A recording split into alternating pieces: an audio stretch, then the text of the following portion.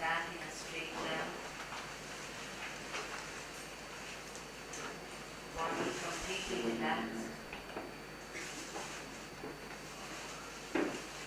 Hands resting firmly on the knees or on the laps. Palms facing upward.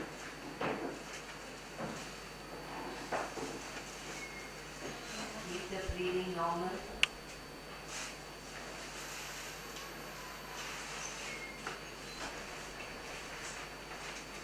Don't try to do anything. Don't try not to do anything.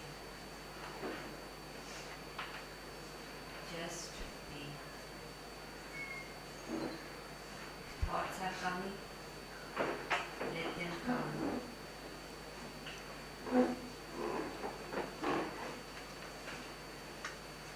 If nothing is coming, let it not come.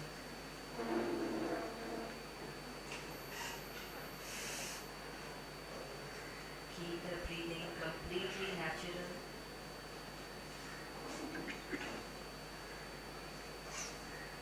Become aware of the breathing.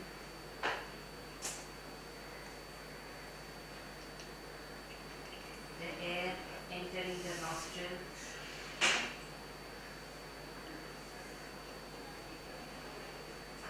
Passing through the windpipe. Filling the lungs. Pushing the stomach. Emptying the lungs. Moving out through the nostrils. Just be aware. Don't try to do anything specific. Just be aware.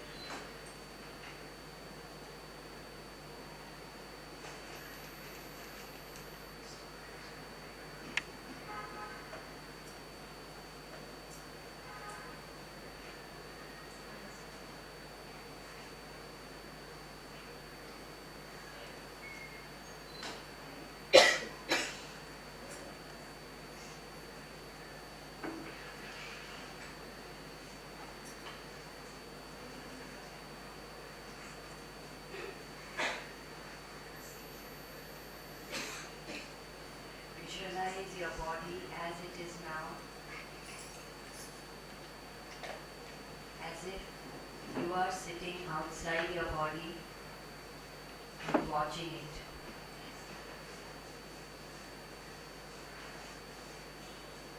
Visualize a bright white light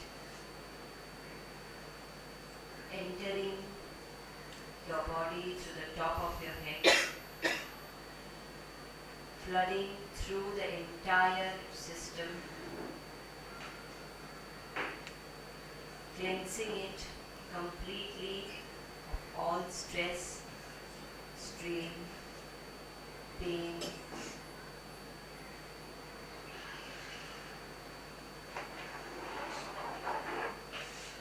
Visualize this light flooding through the whole system,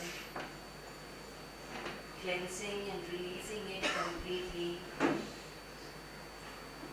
and moving out through the toes or the fingers.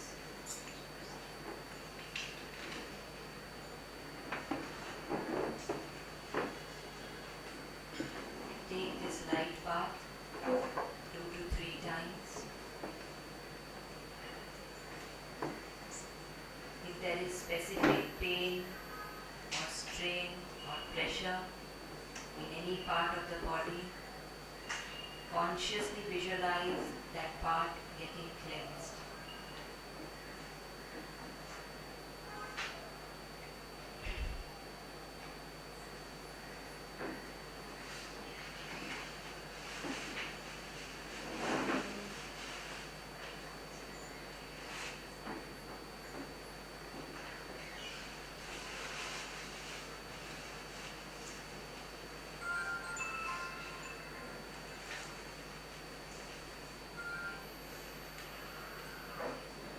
As the body is relaxing slowly,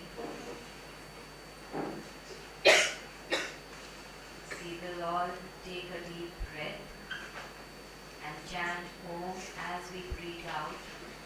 We will do this 3 times.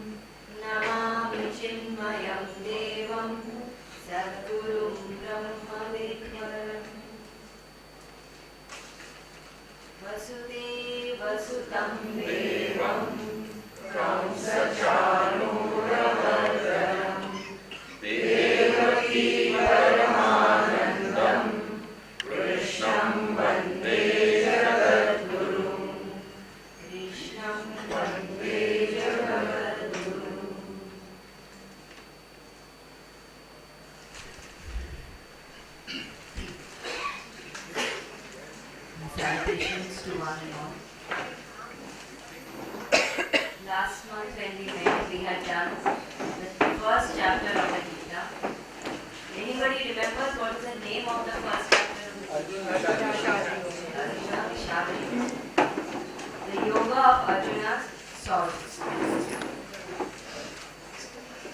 So we left the first chapter with a message that Arjuna is totally shattered, broken down, feeling despondent and disappointed. At the same time, in the same battlefield, there is also Duryodhana, and facing the same battle situation, there is Dhritarashtra in the palace.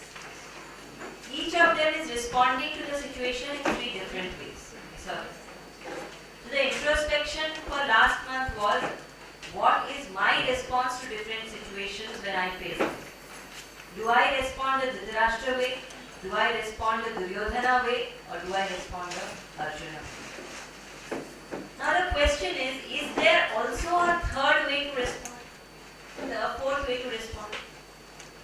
Is there some other way in which we can respond to a situation? Generally our approach is one of these.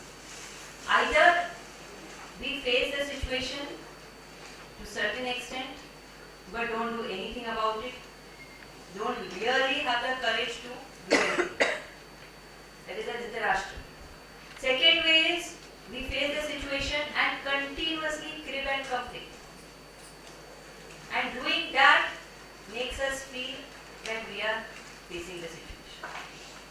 Third situation is, face the situation and run away from it. Say, I can't do it. Give up. These are generally the 3 ways in which we respond. Is there a fourth way to respond? And what is that fourth thing?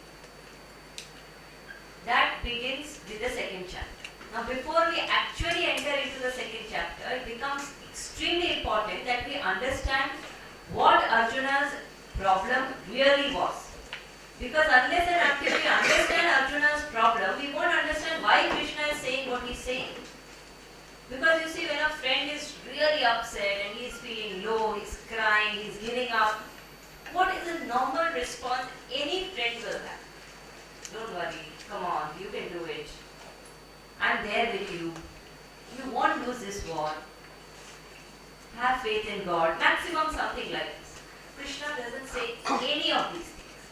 His response to this whole situation is something so different that many times when immature people study the Gita, they feel Krishna's answer was irrelevant. Because the understanding of Arjuna's problem is not complete. So what really was Arjuna's problem? Arjuna's problem was not the war itself. Definitely not. Because Arjuna was a warrior par excellence. His courage, his bravery, his war skills were so good that he had no fear of any war or any battle. He could face anything. That was not the reason of Arjuna's respondents. Arjuna's problem also was not that family members are facing me suddenly. Can't be. Why? Because he has prepared for 12 years for this war. It is not a sudden examination that he is facing. In schools we have surprise tests.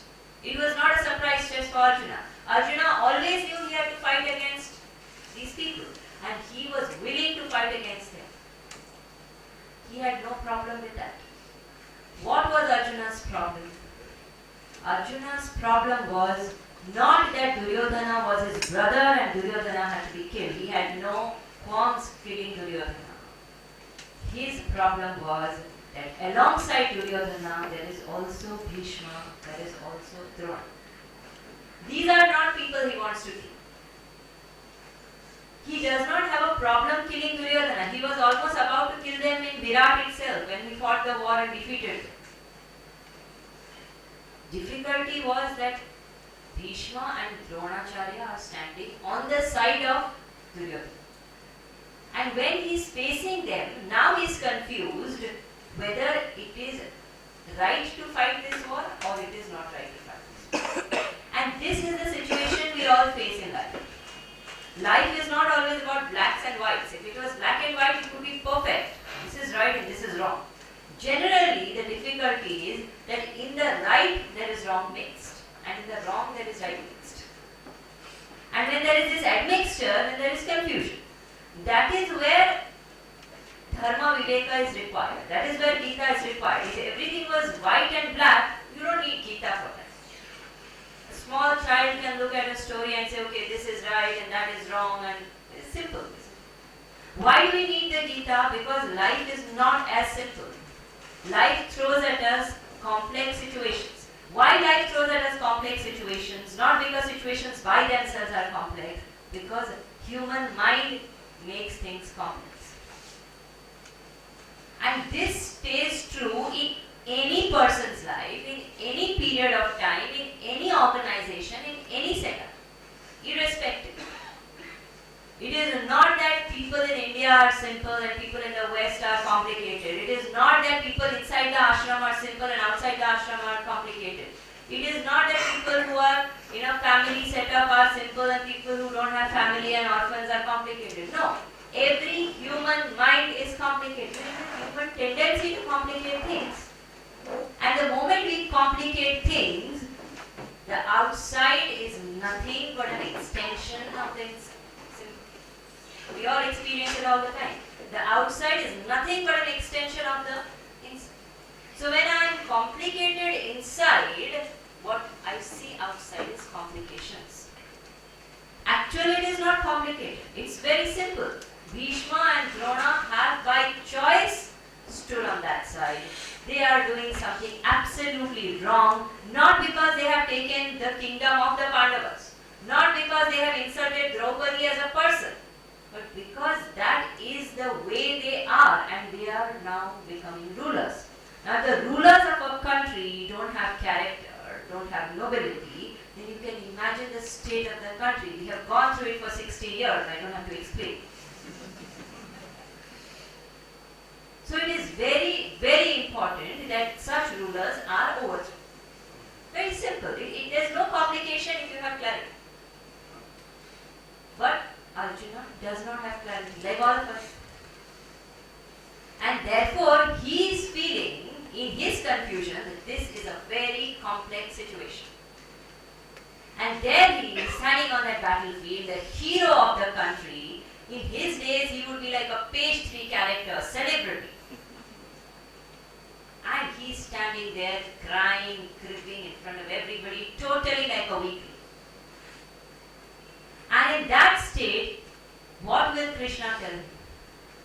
Krishna can tell him, don't worry, everything will be okay. By that, Arjuna may get some courage, may fight the war. But next time there is another confusion, again Arjuna will cry and turn to Krishna. And again Krishna will have to say, don't worry, I'm there. This is not the way the Gita functions. Very, very important to understand. Gita will not allow anybody to be dependent on anyone. Finished. Because Krishna didn't do that. If Krishna wanted to do that, he could do it immediately. All he needed to do is, I am Bhagavan, I touch you and you get power. Finished. Arjuna would be devoted to Krishna all life. Krishna did not do that because that is not the principle of the Gita. Principle of the Gita is absolute independence. And in order to get absolute independence, absolute knowledge is necessary. Until and unless I have complete clarity here, I can't be free outside. Simple. This concept has to go deep into our personality if we have to understand it. What is the concept? Concept is, without clarity there is no freedom. Without clarity there is chaos outside. Without clarity there is problem outside. Which means Arjuna's problem was not outside, Arjuna's problem was lack of clarity. How does lack of clarity come? In Sanskrit there is a very beautiful shloka from the text called Panchadashi. Panchadashi is a very, very voluminous text written by Vidyaranya Swami, a great acharya of our culture. And it's considered one of the most advanced texts in Vedanta. If somebody has studied Panchadashi thoroughly, he is supposed to be like an authority in Vedanta. In Panchadashi, Vidyaranya Swami writes very beautifully. He defines bandhan and he defines moksha. He says, avichara kruto bandha vicharena nivartate. Avichara kruto bandha vicharena nivartate. Meaning that what is bandhan, what is bondage, avichara is bondage. And how will it go, how will freedom come? By vichara. So, when we understand it, avichara is the problem. What is avichara? We go deeper. Can the neighbors please help turn off that phone? So, avichara, what does avichara mean? Avichara can mean various things. Avichara can mean no thinking. Avichara can mean partial thinking, incomplete thinking. Avichara can also mean wrong thinking. No thinking, some people just don't like to think. So if you tell them, come to the Gita class, it's very good, they will tell you, what do you do there? They make us think. Why do you want to think?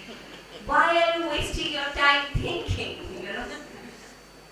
But don't you feel, why are we here and what is right and what is wrong? Don't you hear this all the time? Some people just don't like to think. No thinking. Some people think, this is the most common category. They think, but they don't have the stamina to complete the thinking process. So they start thinking something as simple as they go to a restaurant and they start thinking, kya khaye aaj? They will look at the menu, read from Atha to Iti, go through, ask the waiter, isme kya dalte ho, usme kya, and after that, say, kya, kuch bhi de, chal. Let's do toss. You understand? You think, but you give up in between. It's called partial thinking, incomplete thinking. When this tendency is there, we do that kind of thinking even when we think about our lives. So we start thinking Inside the satsang hall, when we are listening to Gita lecture, as soon as we walk out of the gate, we say chant. Next month, next week. Yes, we think, we give up. Incomplete thinking cannot lead to transformation. No thinking cannot lead to transformation. Some people think very, very deeply, but they think completely in the wrong direction. I know such people. I've met such people. I met one person, an ordinary auto rickshaw driver. I met him personally. I happened to sit in his rickshaw at Gosa. And he was for some reason very upset. So I said, I don't like people screaming, shouting. So I said, don't scream. There's no point of you doing it now. You sit calmly, drop me, and then you do whatever you want to do. I don't want to listen to you. And he started off convincing me how there is absolutely no point following any values in life. And I was so impressed, I can't tell you. He had every possible logic and reason to say there is no point being good in the world. He has thought it out thoroughly in the wrong direction. What he didn't understand is that that conviction is not going to benefit him a bit. It will only make him more bitter. If instead he did the same thinking in the right direction and understood, maybe he won't get more materially prosperous. He may get also, but he would be much more peaceful. So thinking in the right direction, complete thinking, and first of all start thinking. When we start doing that, that is called vichara. Now the question comes, how can I think if I don't know? We know how to think, but we don't know what to think. Nobody tells us that. First of all, nobody teaches us how to think. When we are children, our parents teach us how to eat, how to walk, how to talk to people. You go to school, you're taught how to count, how to read, how to write. You go to college, you're taught how to do accounts, how to study science, how to do experiments. You go into business or you go into the world, they will teach you दुनियादारी कैसे लोगों को करना है. That they will teach you. Does anybody say, come, I'm going to teach you thinking? And all our life, I can live my entire life if I don't know to read. I can live my entire life if I don't know to write. I can live my entire life without knowing any accounts. I don't know any accounts. I'm not a commerce student. But I cannot live a good, successful, happy life if I don't know how to think. My most basic skill is never taught to me. First, nobody teaches us how to think. By default, trial and error, somehow, we manage to learn how to think. May not be the right way, but somehow we do some kind of thinking. But again, we don't know what to think. So to think, the basic point is I have to know in order to think. So Arjuna's problem was what? Lack of clarity. Lack of clarity comes from no thinking, partial thinking, wrong thinking. These come from lack of knowledge. So what was Arjuna's problem? Lack of knowledge. Therefore, when Krishna starts talking to Arjuna, he does not give him courage, he gives him knowledge. Because the moment knowledge is given, clarity will be gained. Clarity comes, it does not matter whether it is Mahabharata war, or it is my mother-in-law not listening to me, or it is my spouse not understanding me, or whatever it is, I know how to deal with it. Why? I have clarity. Understand that knowledge becomes my power. That is the empowering knowledge that Krishna decides to give Arjuna. So this is called in Sanskrit as Mule Kuthara. Meaning, if there is a tree, there are two ways to kill a tree. One is you cut the trunk of the tree. You can cut the trunk of the tree can grow again. Other way is you hit the axe on the root. Finish. Mule Kuthara means the root of the problem is understood by Krishna. Krishna attacks that. Not that Arjuna understands everything.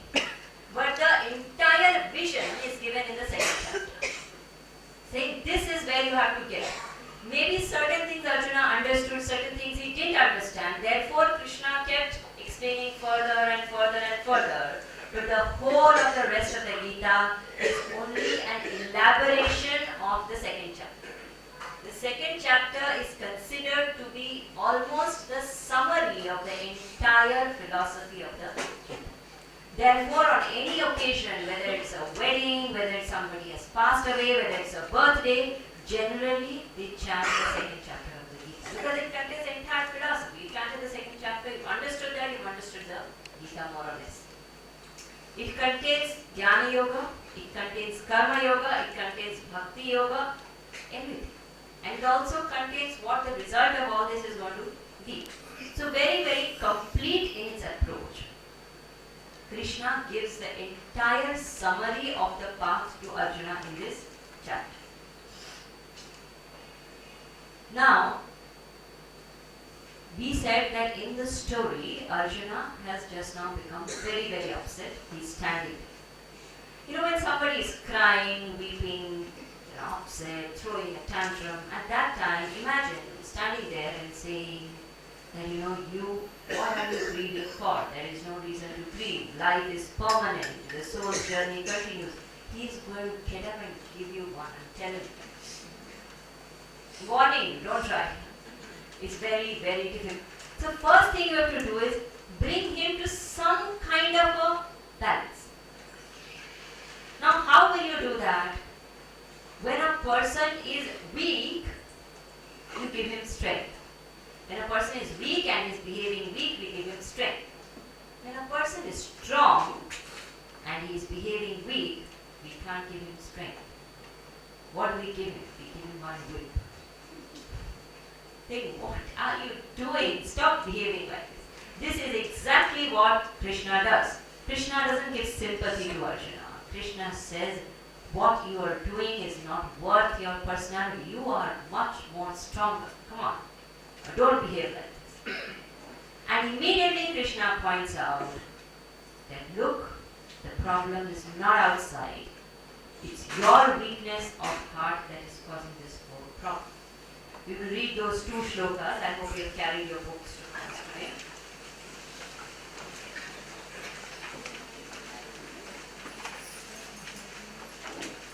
Very famous verses of Krishna.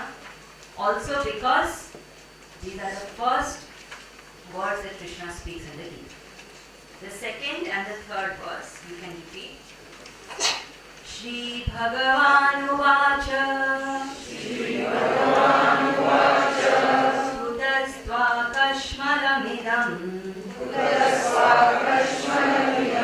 Vishame Samupastitam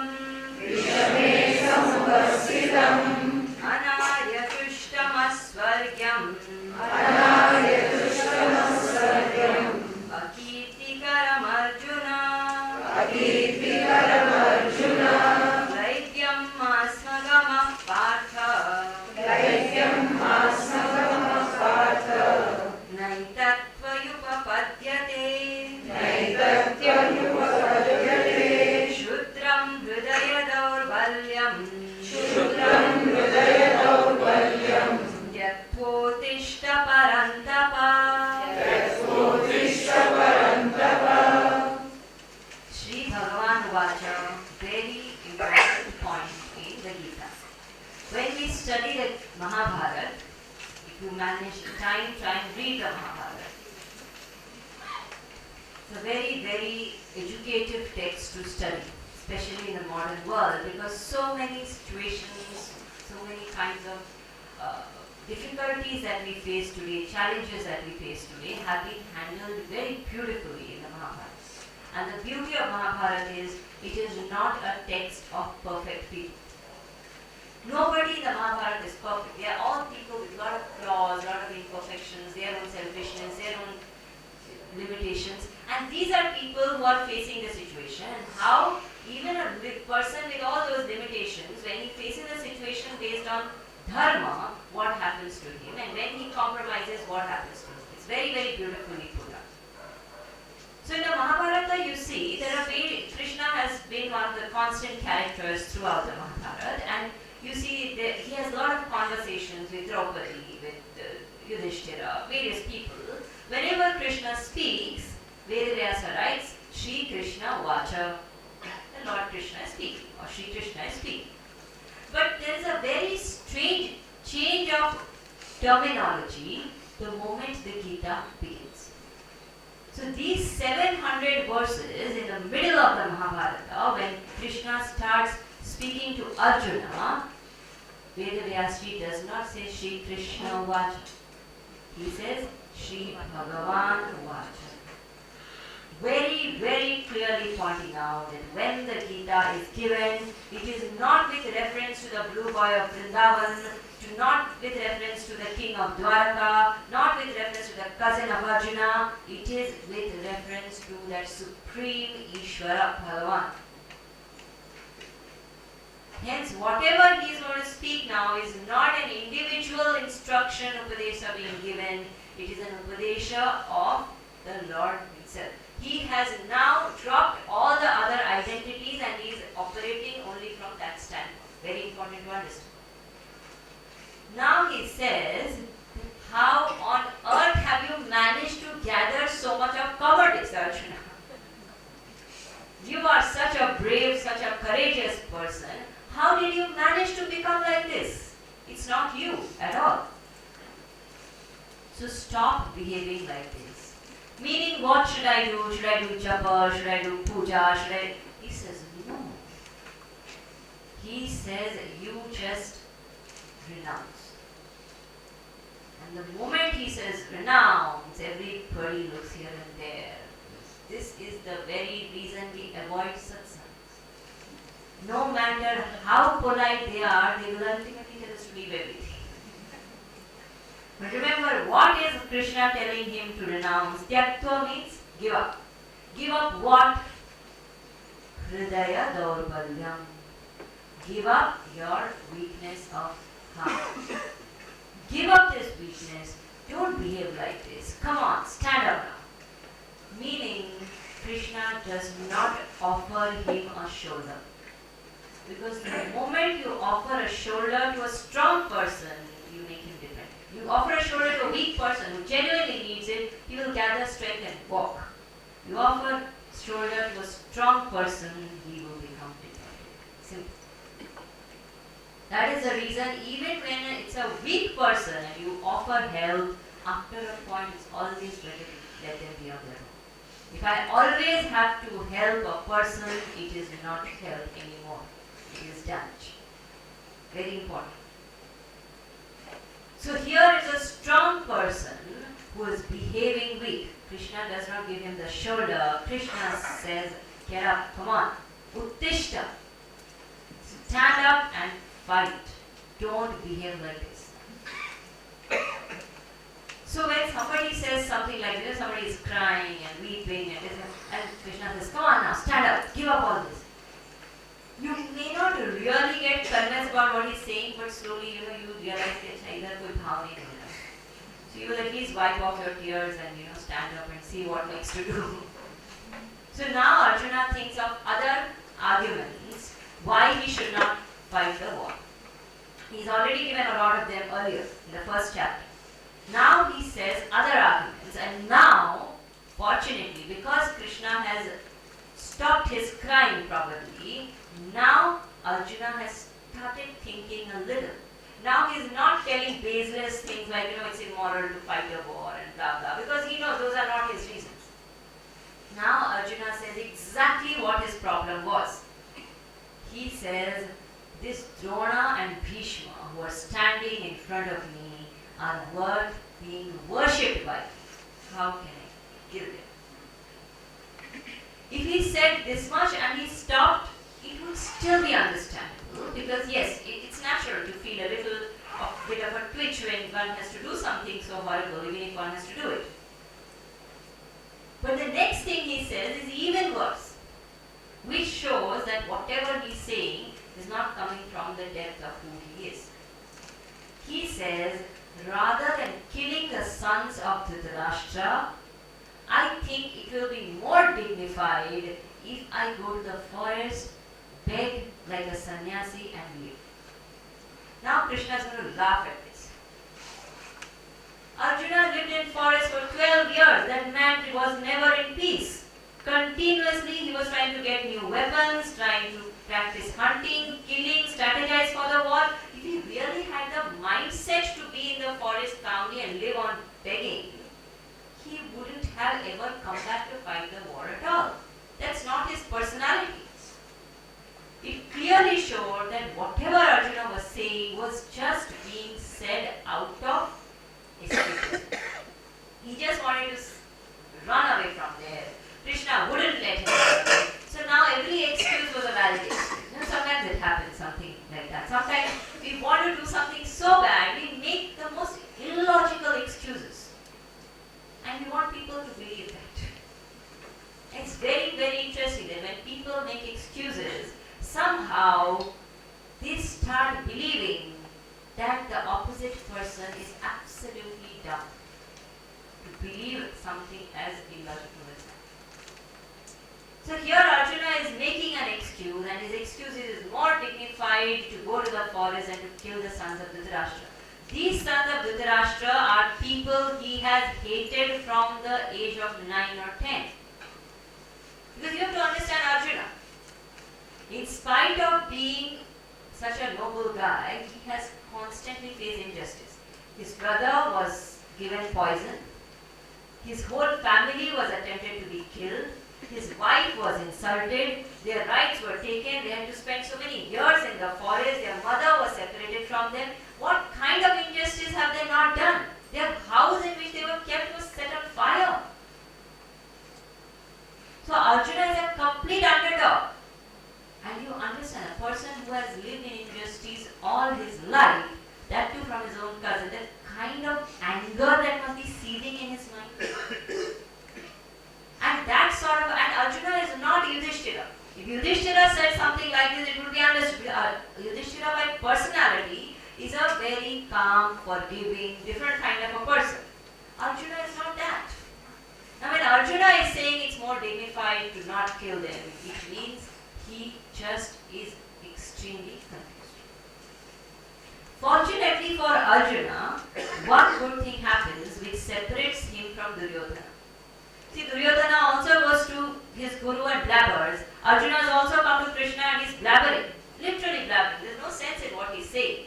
There is one striking difference, and that is the difference which comes in the shloka number 7. कार्पण्य दोषोपहतः स्वभावः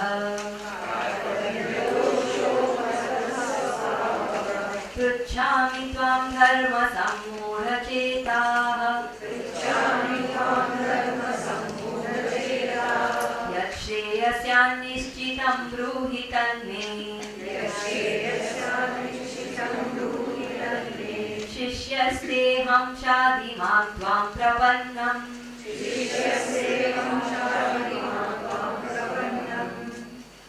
So Arjuna says, after having said all of this, this is how the human mind works.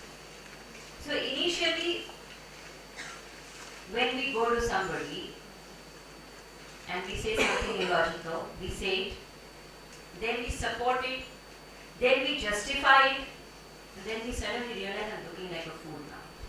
I accept it. No, I'm wrong. So Arjuna did all of that. He made his mistakes, he justified it, he supported it, and finally now he says, Karpanya dosho pahata swabhavaha. I am suffering from a certain disease. What is the disease? It's called Karpanya dosha. What is Karpanya dosha? Krupana in Sanskrit means a person who is extremely miserly.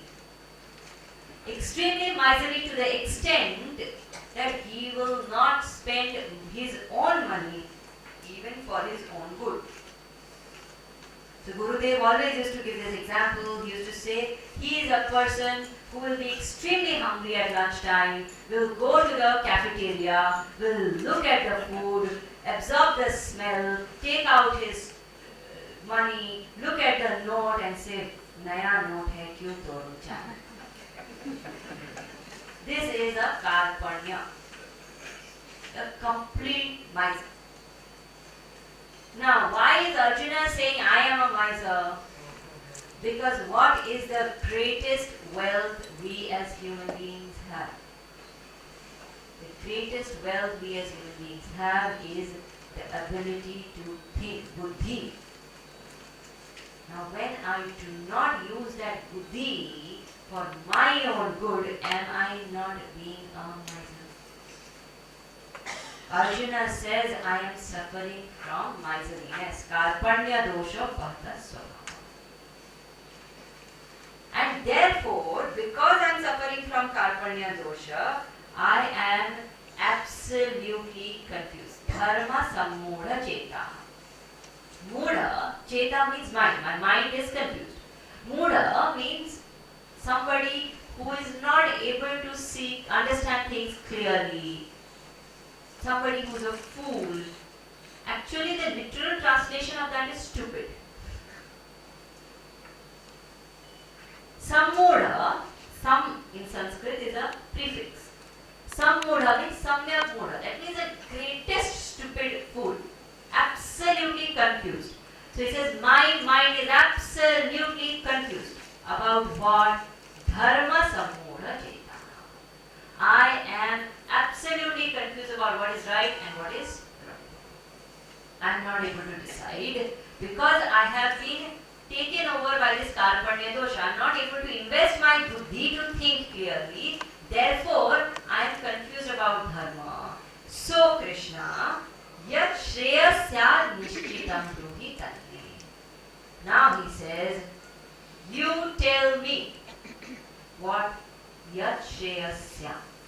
Tell me what is shreya. What is shreya? There are two paths which we face in every moment of our lives. Whatever you are doing in life, every second there are two choices. One is called shreya, one is called preya. What is shreya? Shreya means that which is good for me. Preya means that which is pleasant for me. It is not necessary that what is good may not be pleasant. Some of you may be finding the lecture boring, some of you may be finding it pleasant. So good can be pleasant for some people. So it is possible that good can be pleasant, but it is not necessary. So at every moment we face this situation where something is good for me, something is pleasant for me. Simple. I have to eat food. What is good for me may not be pleasant. Maybe, but may not be, depends on the cook. But what is pleasant may not be good also. So it is very, very important that whenever I face this choice in life, that I have something which is pleasant but not good for me, and something which is good but not really as pleasant as I would like it to be, the person must have the ability to choose the shreya over the preya. So here Arjuna says, yat shreyasya nishchitam bruhitanme. You tell me nishchitam. You tell me with complete clarity what is good for me. This is the maturity of Arjuna. He does not say, tell me something which will suit me. We generally say that. You go to Guruji or you go to some master and we say, this is my problem. But what solutions you are telling in the Gita and all that doesn't suit me. You tell me something which is suitable to me. Meaning, give me convenient good, not necessary, not possible. When I want what is good for me, I have to be ready to choose it over prayer. It may be prayer also, but my readiness is very important.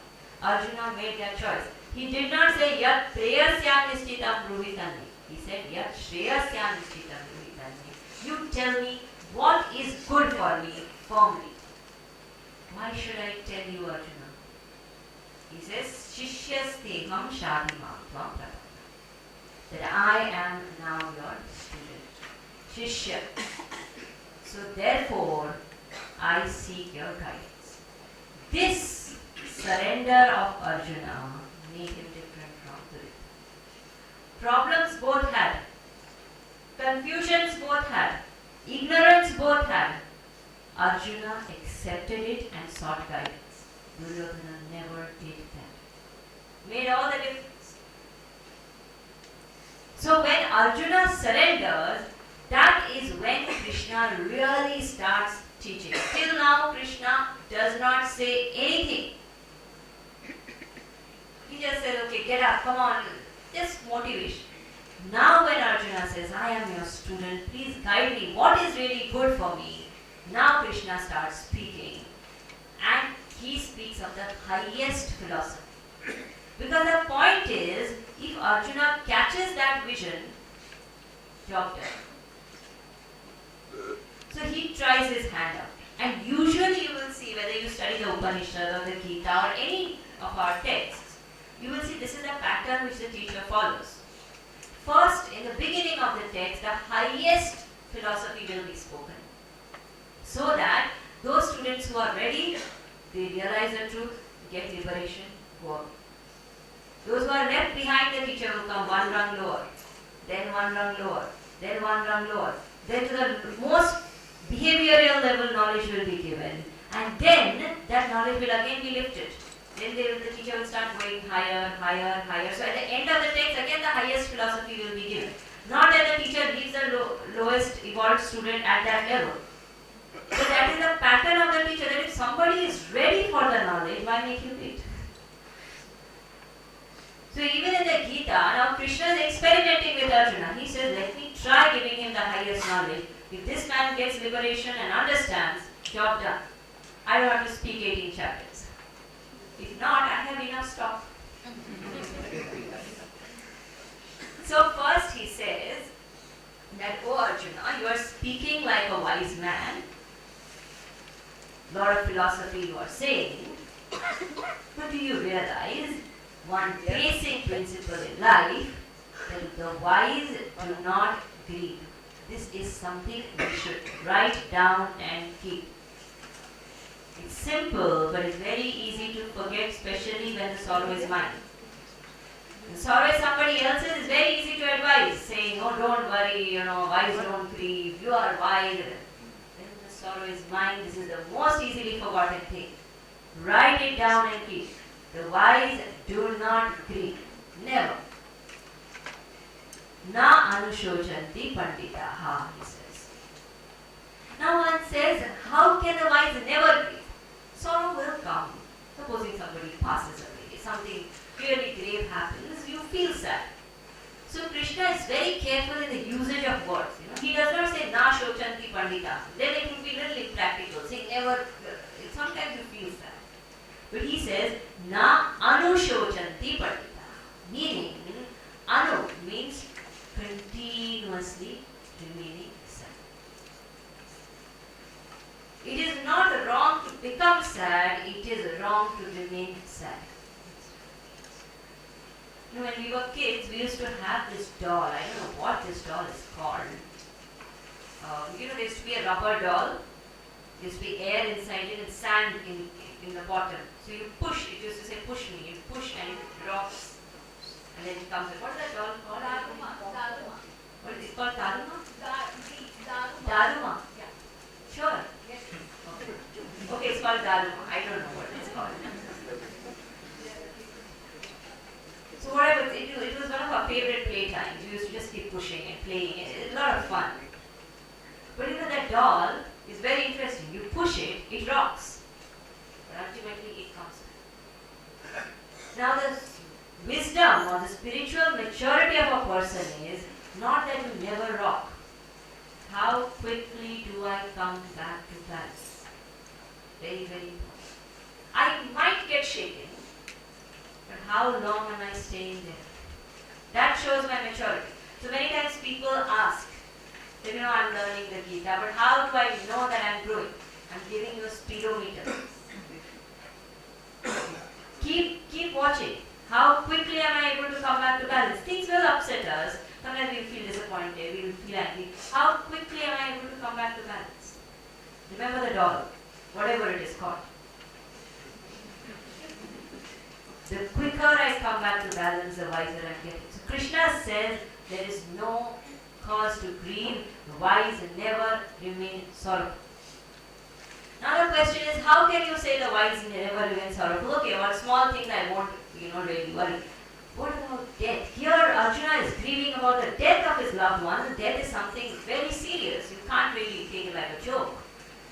So Krishna goes on to now explain the whole philosophy. First point he says is, then look, whose death are you grieving over?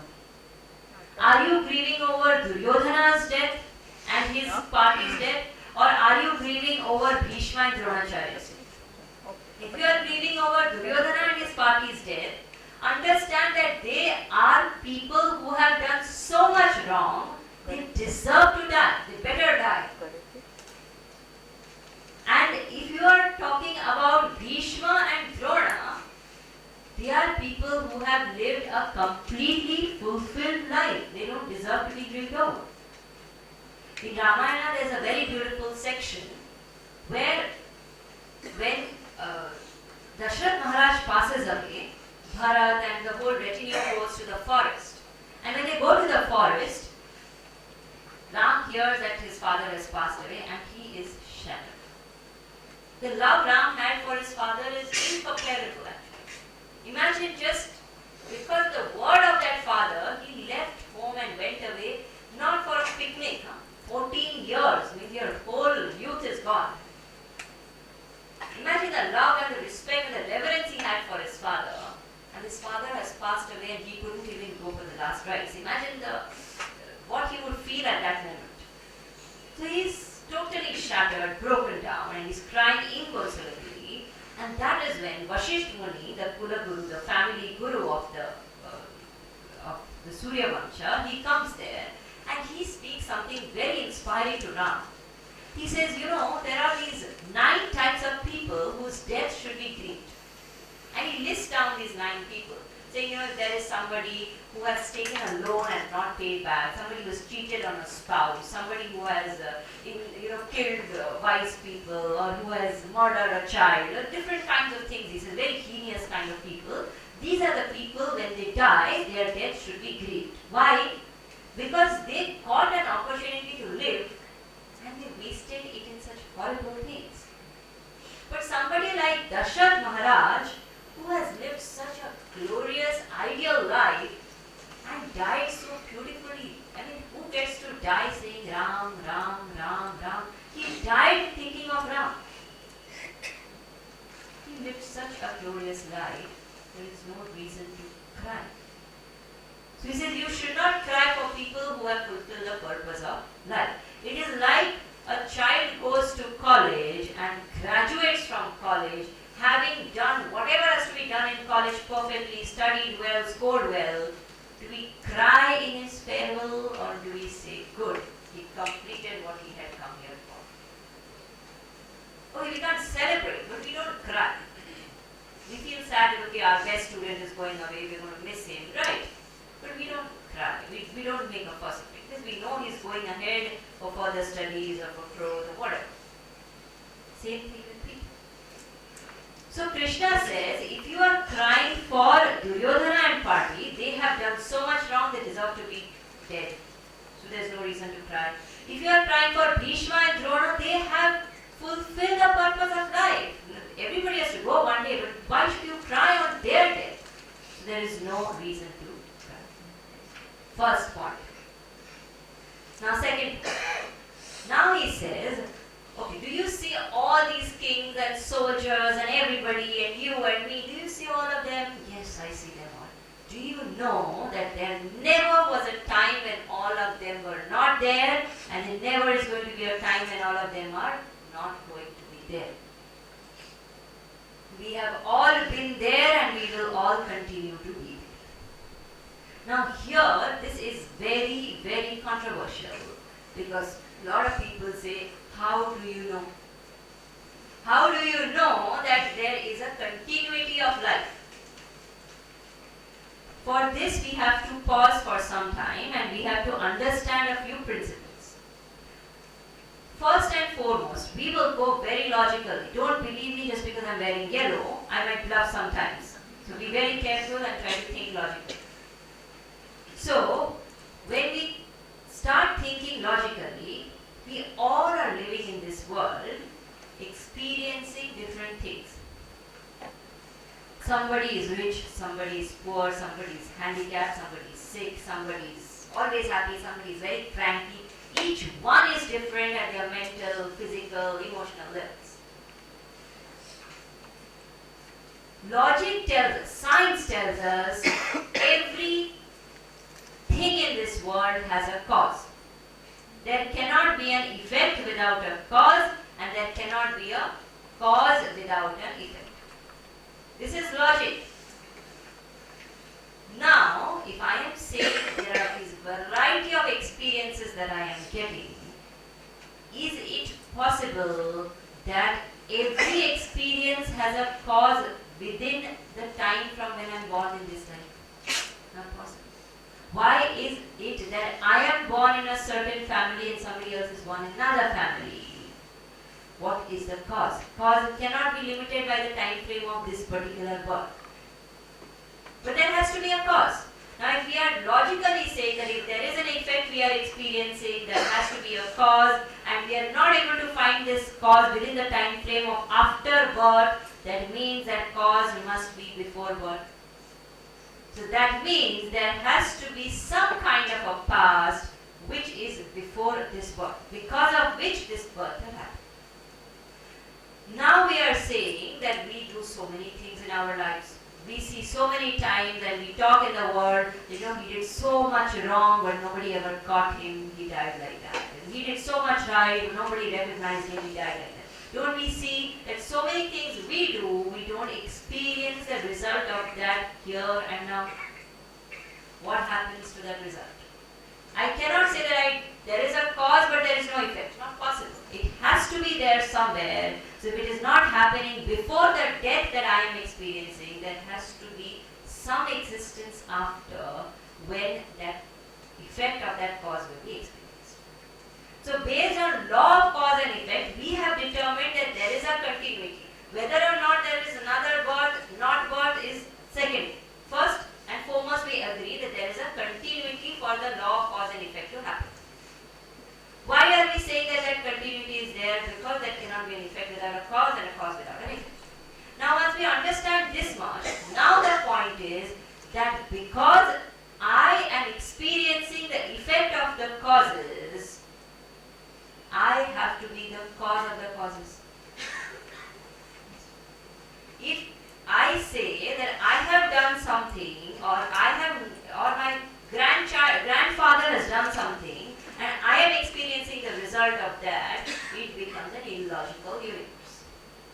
And our universe, if you observe, is not illogical. It's a very logical universe. If you sow an apple seed, you get an apple tree, not an orange tree. You sow a mango seed, you get a mango tree and not a coconut tree. So everything is logical. So if there is a fruit being experienced by me, the seed must be sowed by me. Meaning the doer of the action alone can be the experience of the result. Then only to be a square and fair system. Now, once I am saying the doer of the action has to be the experiencer of the result, and that action has happened as a cause in the past, that means I existed in the past. Second. Now, third point is, how does this law of karma function? The law of karma functions based on this simple philosophy of cause and effect. So if I have done something, I will experience the effect of it. When will I experience the effect of it? In what form will I experience the effect of it? In what manner will I experience the effect of it? Depends on certain laws which we do not completely understand right now. There are many laws in the universe which we don't experience, which we don't know right now, even scientifically. Scientists tell us that, okay, we have discovered law of gravitation, law of displacement, law of relativity. There are several laws in the universe which science is still researching on. We don't know many laws in the universe. Similarly, there are many laws which we are not aware of. They may be there, but we have not studied them. We are not aware. There are people who are aware. So there are these Mahatmas who can look at you and say, okay, you are going to face this now. Or who know that death is coming. Or certain things like that. They are able to, because they know those laws which we don't know. They are tuned to them. Now we don't know those laws does not mean that those laws will not affect us. If I say, I have never gone to school, never studied the law of gravitation, I don't know what it is, I'm going to go on the 21st floor and jump. Then I don't know law of gravitation, I don't believe that I will go down. Whether you know it or not, the law is going to affect you, you will go down and then you go up, of course. So the point is, not knowing the law does not exclude me from the implication of the law. Even if a traffic havaldar catches you and you say, "Sab maine dekha nahi tha, I didn't know that this was a red signal," he will say, "I don't care, pay the fine." So ignorance of the law is not an excuse for violating the law. If I violate it, I have to pay the price. So these laws are there, which are certain. Some laws are known, some laws are not known, some laws we are aware, not aware. Based on these laws, the time frame of the result is determined. So not necessary that if I do something today, I will experience the result of it within a framework of 3 months or 1 year or 10 year or 50 year or 1 life or 7 lives. I may experience it the next moment, I may experience it after 22 lives. I don't know. That is something unknown. But what is certain? Certain is I will experience the result. So what happens is, when I keep doing karmas, I gather a certain bank of karmas. Now all those karmas cannot be fructified in one single body. If that could happen, nothing like nobody would die. I remember when I was teaching this in Bal Vihar, I teach a lot of Gita in Bal Vihar. So one of the children, she said, you know, Didi, this Bhagwan is a very, very unintelligent businessman. I said, what happened? Why are you saying that? He said, it's such a loss. If he's anyway going to manufacture more bodies, why can't we let the current bodies just stay? Anyway, you're going to get a new one, right? Makes sense. But the point is, not all karmas can be experienced in the same body. If I have to experience going underwater, I cannot go in my car, even if I have a limousine. I have to take a submarine, isn't it? I need a different vehicle to get a different experience. If I have the karma to chew grass, I cannot chew grass in this body. I need a body in which I can chew grass. So different sets of karma put together form a certain body. So when a certain set of karma, which may be from different periods in the past, come together, saying these are the karmas which are ready to fructify now, they give us a certain body, a certain circumstance, a certain situation, certain set of people. So you see, even in our life we experience, you meet certain people and you are fast friends and you are like family and you are together, and suddenly, not that you have a fight or a conflict, nothing, but just for no reason, you just stop contacting each other. You say, we just lost touch. We don't know why it happened, but we just lost touch. Karma over. How much you need to be with which person, in which circumstance, in which body, that much only we will be. Once we understand this much, we understand the reason of what we call as untimely death. Actually, there is nothing called untimely. Death is always time, because that is the set of karmas that has to be exhausted in that particular body. So we may feel very sad that a child is born and he dies immediately, but according to law of karma, he was meant to be in that body and bear karmas only for that much time. He will get something new. So the cycle of karma makes the journey continue further and further and further.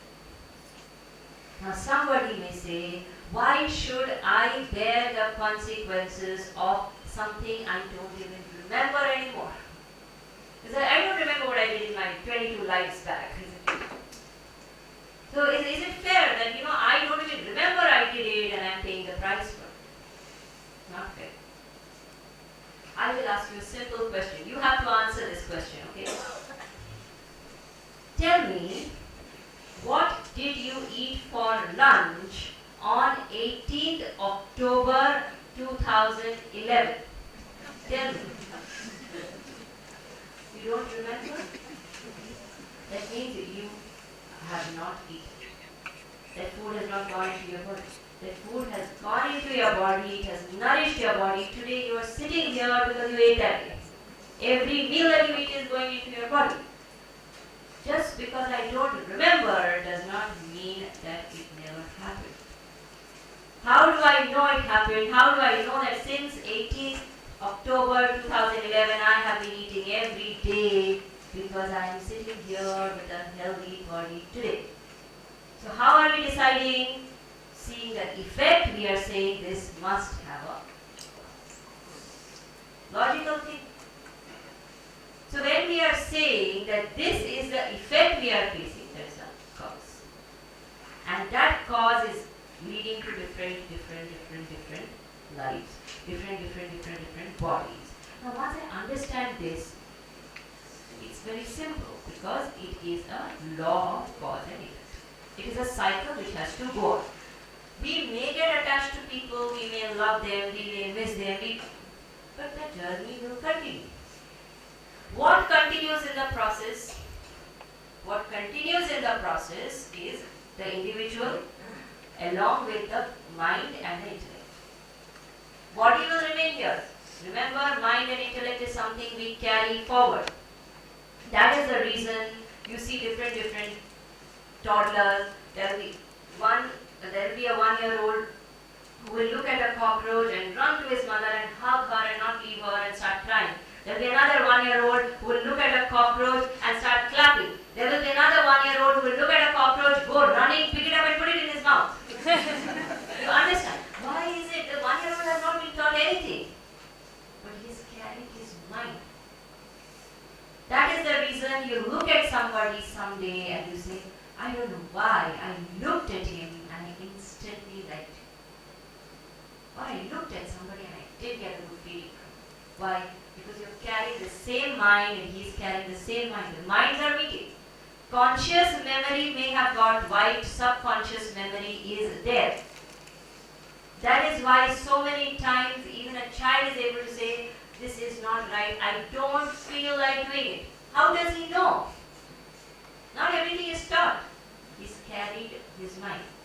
That is the reason why they say that when a person is dying also, if possible, read the Gita.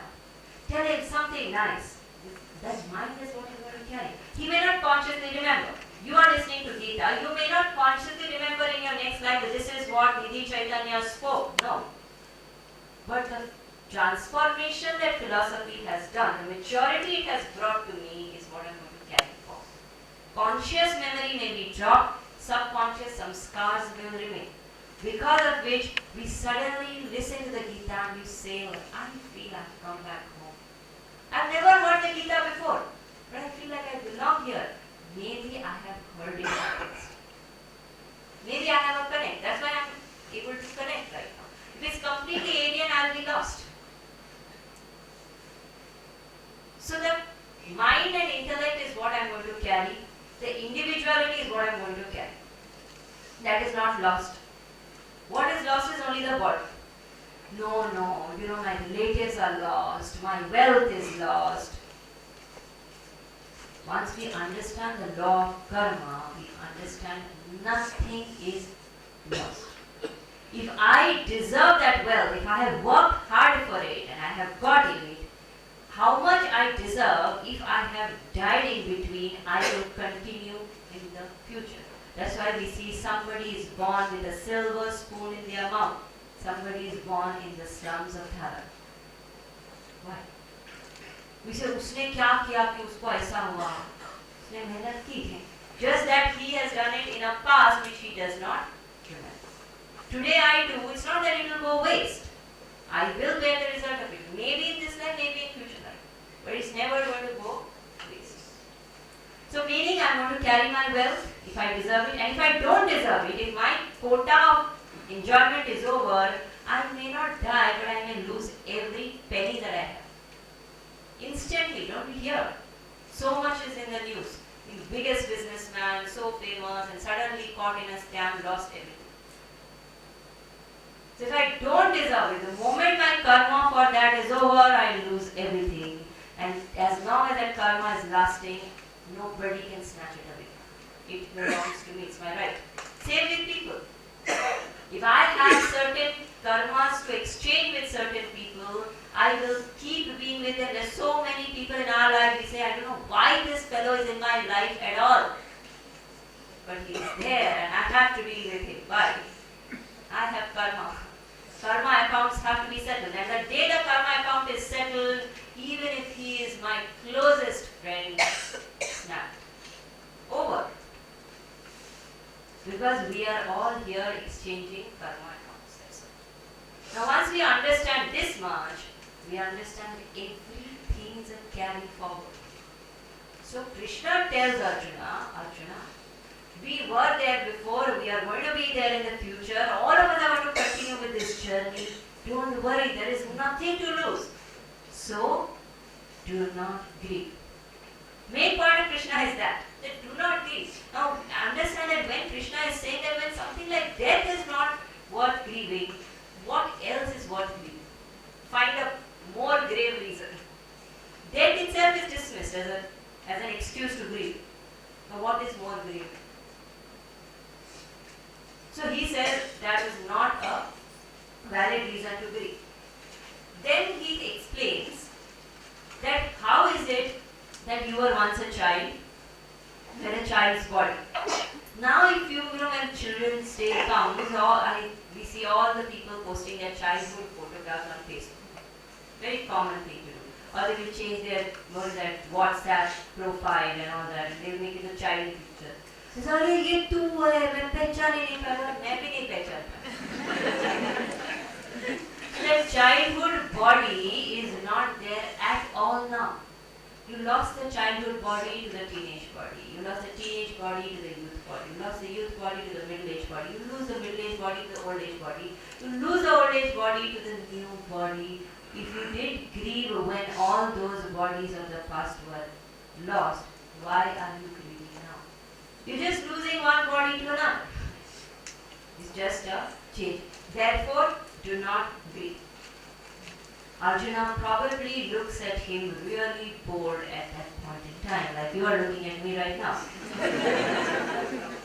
So Krishna says, okay, this whole philosophy is not working for you. Fine. You want to believe these things are really happening, okay, somebody is dying, something is happening, fine. Believe in it. But understand, whatever is happening, whether it is death, whether it is birth, whether it is battle, whatever it is all temporary. So he says, Agama apayino anitya. It is temporary. It comes and it goes. This is one thing that we must remember. Everything comes and it goes. It will go. And the very interesting thing is we all know this. When do we apply it? We apply it when sorrow comes. We don't apply it when pleasure comes. That is the problem. If we apply it when pleasure comes, sorrow will not even come actually. We keep thinking that pleasure will remain but sorrow will go. It is important that if I have to stop grieving, if I have to remain balanced and happy in life, I understand that both joy and sorrow are passing, temporary. So what should I do? Tan titikshasva bharata. Krishna says, you just endure. Whatever is happening, just take it. How do I take it? So there are different ways in which we take situations. Supposing I have a headache. Different ways I can respond to a headache. I can say, I have a headache. And the whole house, in fact the neighborhood must know I have a headache. So get me, the balm and get me the headband and get me this and get me something hot to drink, and hot now has gone into the head, now get me something cold to drink and get me the steaming and everybody knows, and whoever comes, you don't know my headache, Hare Rama, you give everybody else a headache. There's one way to respond. Second way is, I don't make a fuss of it.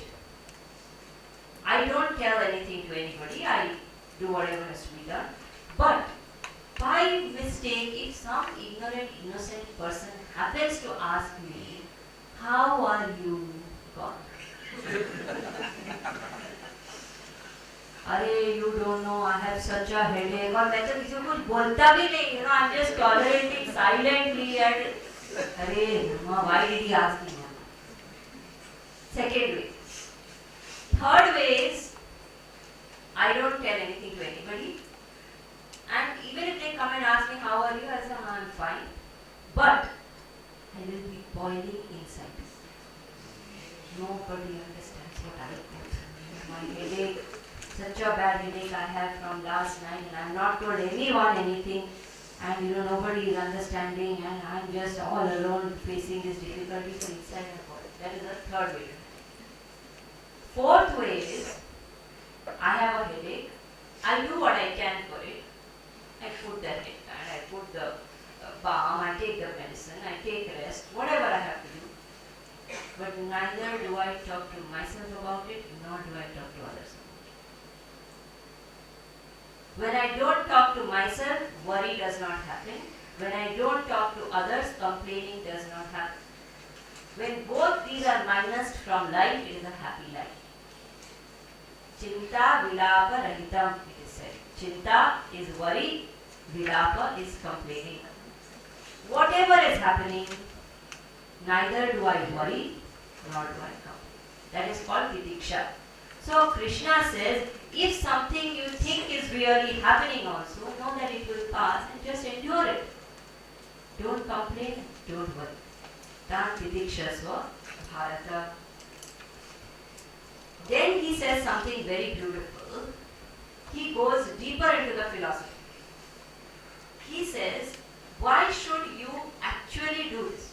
Because when we say all this, you should be balanced and you should, you say, aap sirf mujhe hi bolte rahe. Look at other people, they are all complaining happily and I only should not complain ever. We say such silly things, So Krishna knows Arjuna can say something like this. So Krishna very clearly says, what will happen if you live a balanced life?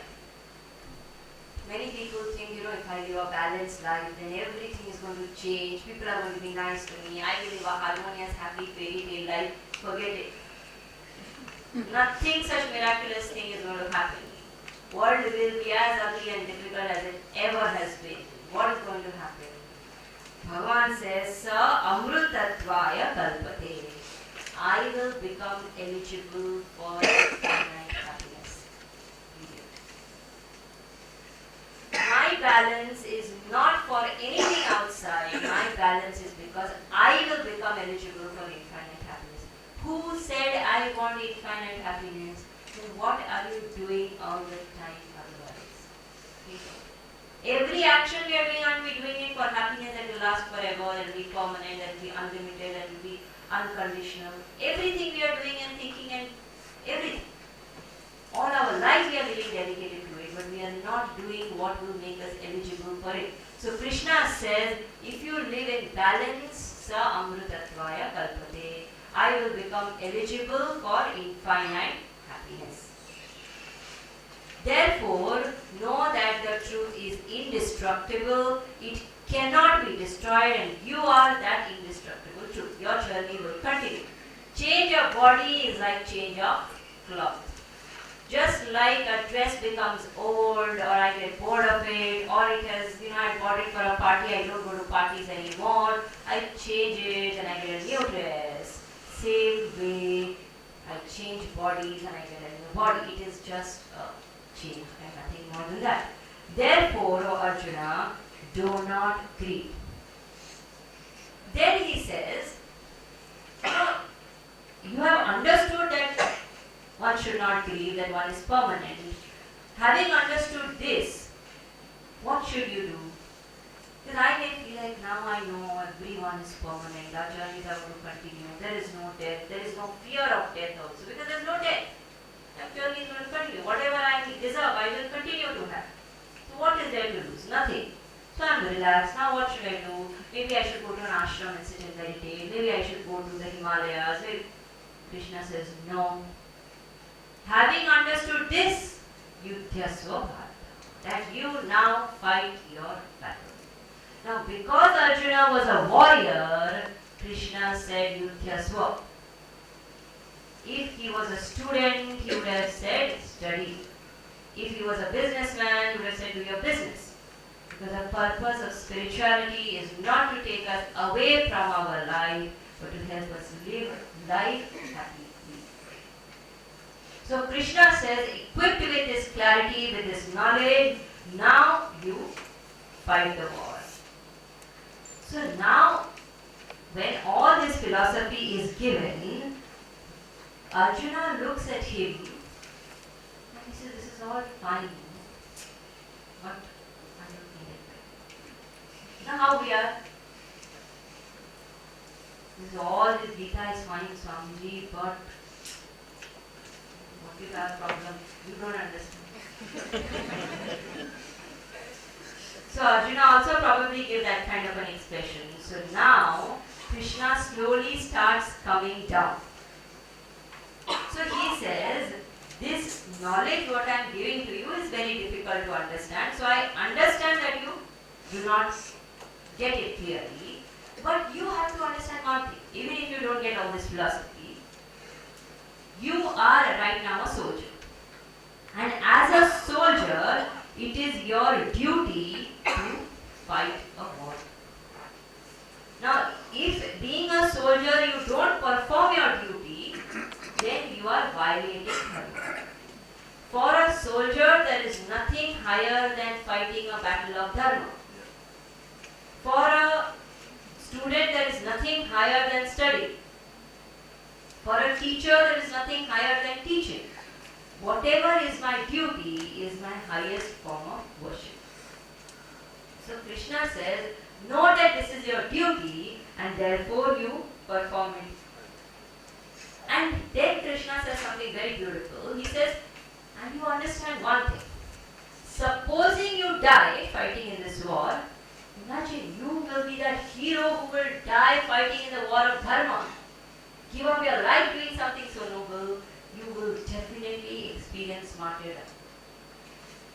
And supposing you win this war, you become victorious, then you will enjoy the kingdom.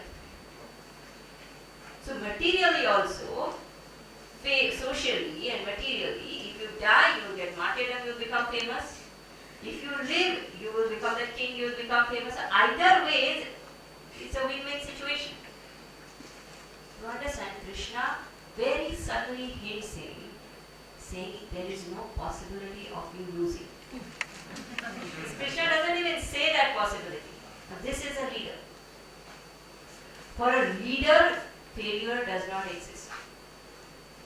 I remember when Lara Dutta became the Miss Universe, she was asked, saying, were you scared that you would not win, that you would lose? And she said this very beautifully. She said, I do not think that failure exists. When you do not believe in something, it does not exist. So Krishna did not believe in failure. He doesn't even give that option. He says, if you die, you will get martyrdom. If you win, you will get kingdom. There is no possibility of failure. Now that also probably does not work. Arjuna still looks very, very not convinced. Now final blow is, Krishna says, let me use fear psychology. So he says, supposing right now you give up this battle and you run away. Imagine what all is going to happen at the end of it. Now think about it. Arjuna must be weak for, let's say, 20 minutes, half an hour or something like that. Then Krishna started teaching him. So there will be 20 minutes, half an hour of, weak moments of Arjuna, 5,000 years back or 7,000 years back. And even today, generations after him, we have sat in this hall and discussed Arjuna's weakness for 3 classes. He became weak for half an hour. Imagine if he had run away. You would be finished, isn't it? Krishna warns him, saying if you run away, the kind of dishonor you're going to experience is terrible. And see, if you are a person who's used to dishonor, it would be perfect. If you are a person who is used to honor. And a person who has self-respect, for him dishonor is death. A person who doesn't have that, who's used to dishonor, is different. But somebody who's used to respect, for him dishonor is death. He says, understand that you will go through death living here every day if you run away. So don't do that. And all these people who today look up at you as a role model, as a hero, as a great brave man, imagine what they will think of you. You may say all this big philosophy that I don't want to fight the war, blah blah, but they are ultimately going to say, Dar ke bhaag. What will happen to their spirits? What will happen to their inspiration? Because they are looking up at you. You are not just another person in the army. You know, a soldier runs away is fine. You are the hero of the country. The whole country is looking at you. And you run away like that, what dishonor will you bring to the whole community? Imagine. And then the final blow is now. Now imagine, supposing someone comes and tells you, this Niti Chaitanya who comes and speaks here, I heard her talking about you. And she was talking very horrible things. What was she saying? What was she saying? I can't tell. Imagine, after that, where will your imagination go? If you are told, it's okay, but if I say, she was talking about you, but I can't tell you what she was saying. Gone, isn't it? After that, you are going to think of every possible thing that I can talk about you. This is what Krishna tells Arjuna. He says, if you run away, people are going to talk horrible things about you, and they are things I can't even tell you. Arjuna can't handle this level of dishonor. So then he says, therefore, Arjuna, you just remain balanced. Sukha dukkha same krutva labha labho jayajayo. He says, whether it is sukha or dukkha, very important it is to understand. Balance in dukkha is understood. Everybody says, when you face a challenge, it remains balanced. Nobody tells us except Gita, when you face pleasure, sukha, you remain balanced. Now, sometimes we wonder, why is this being told to us? I understand when I face difficulty, I lose my balance, I have to be balanced. But when I am facing joy, when I am celebrating, why should I be balanced at all? Why is this necessary? Because the law of life is, the higher I go in joy, the bigger will be my fall in sorrow. Simple. Because the mind works on training. When the mind is used to fluctuations, if it fluctuates in joy, it will fluctuate in sorrow also.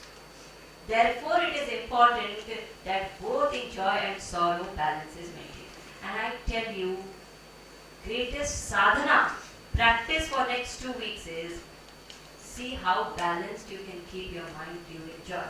I am not talking sorrow. You cry in sorrow, no problem. Try this in joy. This is practice. In army, there is a rule. The soldiers are never kept idle because it's not good for their body. So if there is no war happening, they would be told odd jobs. Like they'll tell them to dig a pit, and the next day they will all be told, okay, now fill the pit. It's just to keep them active.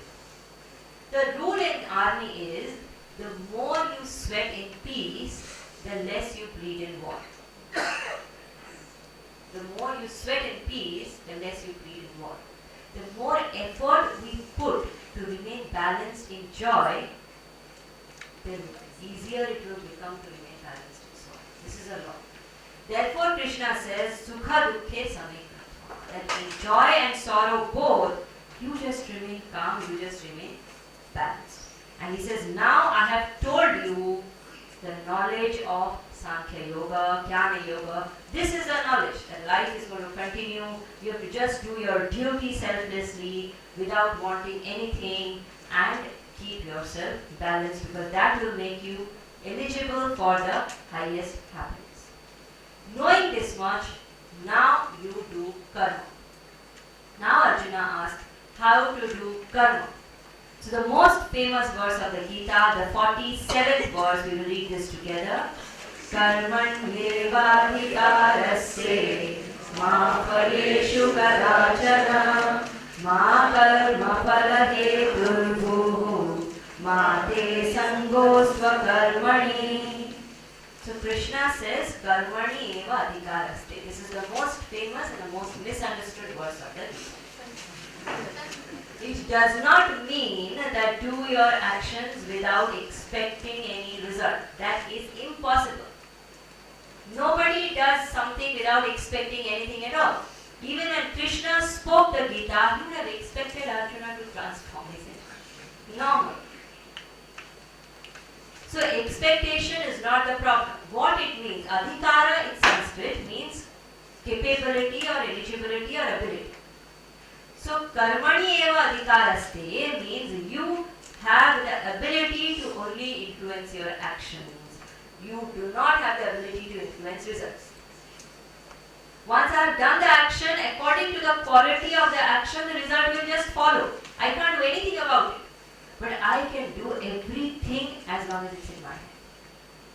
Karma is in my hand, result is not. That is what Krishna is trying to tell Arjuna here, that karma is in your hand, result is not. So if you focus on karma, result will just follow. So just be focused on doing your karma. And what way should I do my karma? I should do my karma selflessly, first point. Second point, I should do it without ego. We'll see it more in detail in the third chapter, so I'm not going to read it. The third chapter is all about karma yoga, but what are the points here? First is selflessly. Second is without ego. Third is dedicated to the higher. Fourth is accepting whatever result comes. Not expecting. I do the action, I set a target, I expect fine. But ultimately what comes, accept here. I have done my best. Now whatever has come, has come. So he says, this is the way to work in this world. You work with this attitude. Then it is that Arjuna says, what will happen when I work in this attitude? He says, you will become absolutely even-minded. You will become what is called a sthita prajna.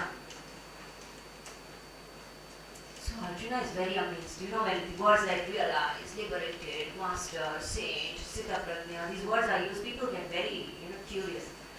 What do they look like? What do they wear? How do they walk? Do they talk? Do they eat? Do they always speak in Sanskrit? People have curiosity. I remember we had one of our Swamiji's talks, and we had put banners all over the place saying, this talk is happening on Gita, and he's a speaker. Everywhere it said, talk on Bhagavad Gita, speaker, Swami, so and so, whatever. So many people came, they heard the talk, they went back, and then one of the girls who attended the talk, she was the friend of the daughter of the house where Swamiji was staying. So the friend said, would you like to go and meet Swamiji today? She said, yeah, I don't mind, I'll go and see him. So they went to the house, and when she reached the house, Swamiji was eating. He was having his soup. She looked at him and gave a yell, saying, oh my God, speaker eats! You understand? So we have very weird ideas about what these people do and how do they behave. So Arjuna also asking, how does a sthita prajna talk and walk and behave? Is he like a normal person, or is he something? Does he have jatas? Does he fly in the air? And also the curiosity is there because Krishna is saying you become like that. Now when you say you become like that, what? Why should I become like that? What happens then? So Krishna then goes on to enumerate the qualities of the sthita prajna. Then what are the qualities of the sthita prajna? This section of the second chapter, from the 54th verse till the 72nd verse, is called the sthita prajna lakshana, which is extremely revered section of the Gita, where the glories of the master are described. How the master operates without any desires. How the master operates without any attachments. It is one thing to have desires and to suppress them. It's another thing to have desires and to control them. And it's a completely different thing to not have desire at all. And it's not out of hatred, it's not because the person doesn't like it, it's just because it has lost its utility value for him. Like a child grows out of a teddy bear. You don't have to tell the child, now stop playing with the teddy bear. At one point, the teddy bear is his life, he hugs it, he sleeps with it, wherever he goes, he carries it. And as he grows older, slowly the teddy bear starts sitting in the corner of the room and the child starts riding his cycle. He has just grown out of it. Same way, when the person grows out of the worldly desires, such a grown-up person then does not get affected by loss or gain, by sorrow or joy. And such a person, such an even-minded person, is then called a Sthitaprajna. So Krishna says, if you wish to be there, what would you need?